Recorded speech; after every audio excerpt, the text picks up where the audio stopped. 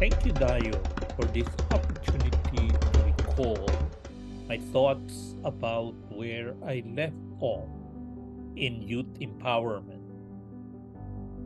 This was a brief but enlightening journey. It's so funny to realize that the true joy and value of being young only happens when you're older. And thank you, young audience, for investing your time to listen to stories and advice that you might have heard so many times before. But like me, you haven't risen to the challenge yet. Meanwhile, stay young and have as much fun and adventures as you can. You walk up floating in the middle of a calm sea. A few bright stars lit the sky. A storm is raging in the distance. You gently rises and sink below the surface. You don't know how you got here, but from the bottom of your heart, you are so glad to be alive. Are you stationary or on your way to the shore? Or merely drifting farther away? Your memory unlocks some glimpses of your past. People, places, events pop in your head in rapid succession. In despair, you promise to serve humanity with all your strength and ability. Well, given another chance to touch the shore again. This, in summary, is the typical story of many young people in our communities today. They arrive in the shores unprepared, confused, helpless, and desperate.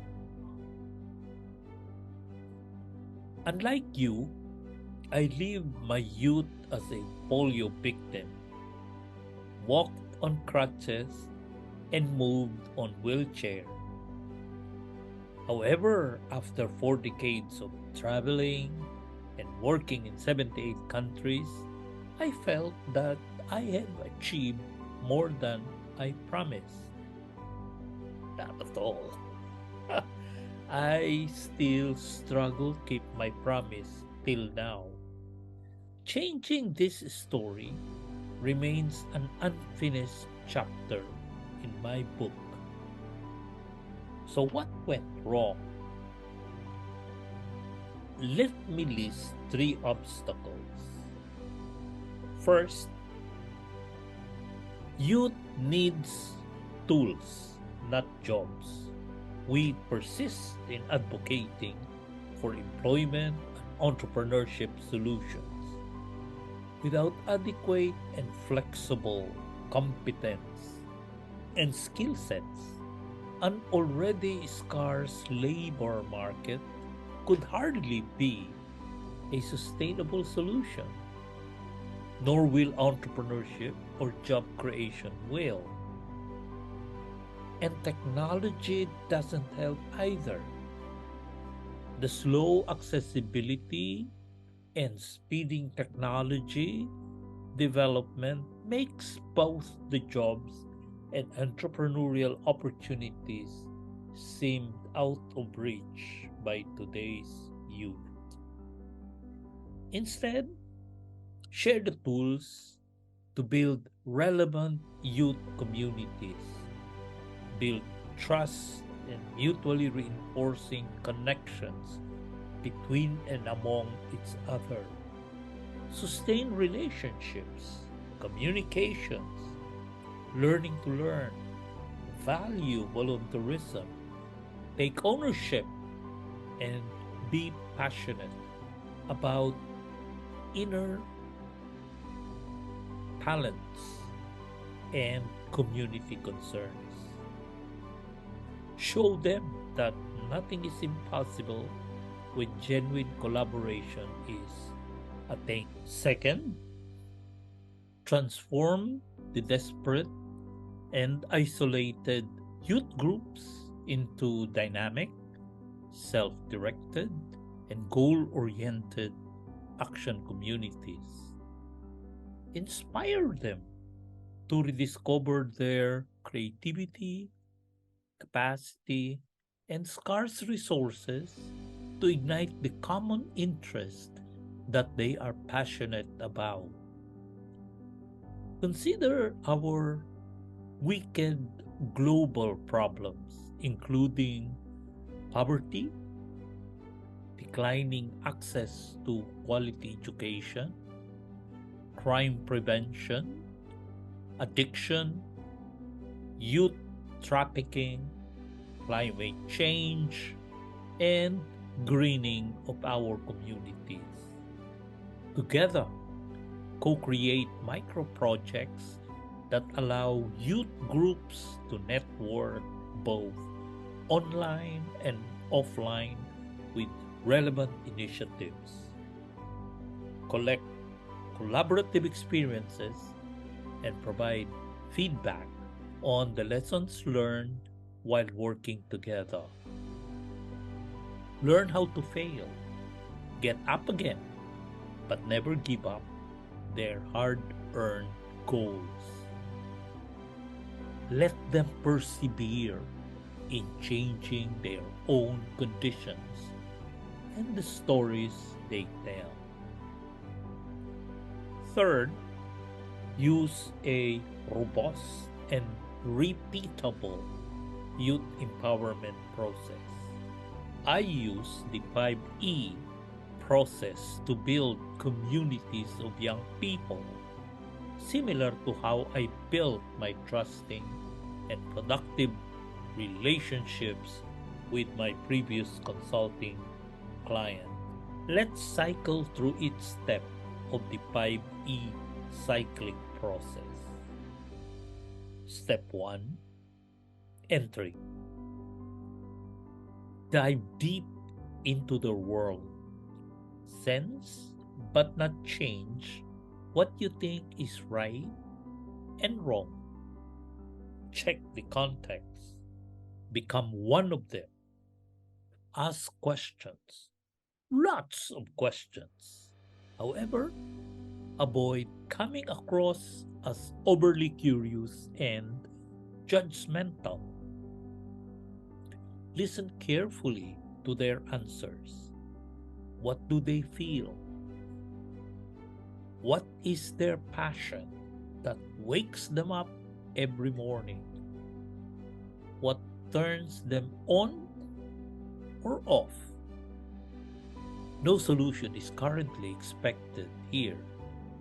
The idea is to build bridges to connect them and understand each other. Step 2, explore, probe, and discover their fears, interests, and aspirations. Share the stories you collected and underline key lessons about positivity and problem solving. Beware of outdated solutions. Promote innovations. Examine the community's common interests in a problem to understand what they can and cannot do. More importantly, reinforce possible actions, not what they say or promise. Step 3, expand and extract. Complement their prior knowledge with new and smarter ones, following their interests, activities, or questions. Reframe its common concern through a series of brainstorming sessions and systematic online searches. What help is needed? Who can help? What complementary resources exist among the members? Extract innovative solutions that can be applied through collaboration. Step 4, energize for action. Help the youth community to identify appropriate actions and turn them into micro projects. Initiate a core team while enhancing connections, collaborations, and teamworking behavior. Ease access to helplines, sites, other communities, and learning groups who can expand the newly discovered levels and common gaps in shared knowledge. Step 5 is evaluate. Instruct them to evaluate their, not yours, actions and their consequences. Repeat and retell stories about how the journey progressed in time. Allow them to reflect on what they have each learned and what competencies were applied to learn them. Collect and allow the team to take possession of evidence and documentation of actions.